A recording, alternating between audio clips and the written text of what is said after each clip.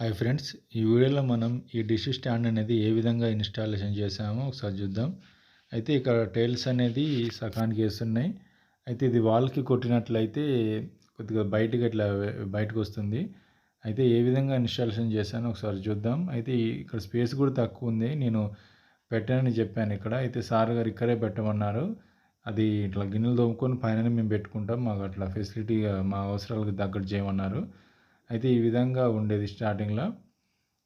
అయితే స్పేస్ కూడా తక్కువ ఉంది. అది స్టాండ్ వచ్చేసి 36 ఇంచెస్ వెడల్పు ఉంది. అయితే నేను ఇక్కడ సన్ సైడ్ కింద స్పేస్ ఉంది సార్, పెడతాను అని ఫిట్ చేస్తాను అంటే 2 మెగులు కొడితే అయిపోద్ది సార్ అంటే, వద్దు అక్కడే ఫిట్ చేయమని చెప్పారు. అయితే 2 రీపర్లు అంటే చెక్కలు తెచ్చుకోవడం జరిగింది. చెక్కలు తెచ్చుకొని స్పీడ్ లెవెల్తో చూసుకొని బుడ్డ మేకులతో గోడకు కుట్టడం జరిగింది.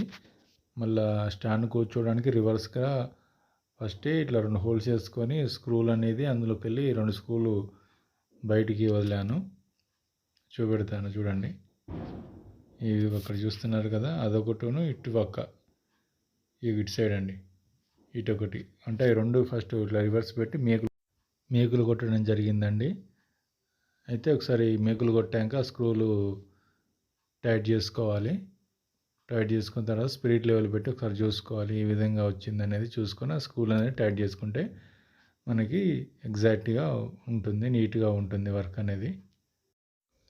ఎవరు లైక్ చేయట్లేదండి, లైక్ చేస్తే వీడియోస్ అనేది ముందుకు పుష్ అవుతాయండి. సో సపోర్ట్ చేయండి.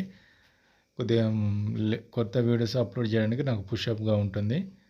ఈ వీడియో కనుక మీకు కొద్దిపాటి అవగాహన కలిగించినట్లయితే, నచ్చినట్లయితే ఒక లైక్ చేసి సబ్స్క్రైబ్ చేసుకొని నాకు సపోర్ట్ చేయగలరు. Thank you so much.